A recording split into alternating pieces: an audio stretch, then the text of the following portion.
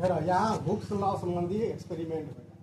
Hooks लले के भन्छ, यदि यसमा फोर्स हामीले बढायौँ भने यो एक्सटेन्सन अफ स्प्रिङ बढ्छ हैन। यसरी यहाँ एउटा ढुङ्गा राख, यति भयो, यहाँसम्म आयो।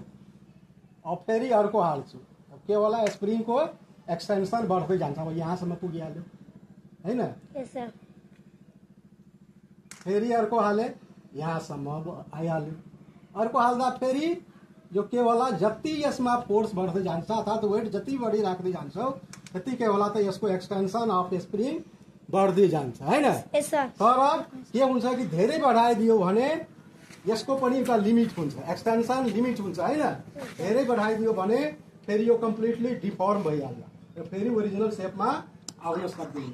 अहिले यसलाई हटाइदिँदा के भयो त, फेरि यो आफ्नो ओरिजिनल सेपमा आइहाल्छ हैन। यसैलाई भनिन्छ हुक्स ल।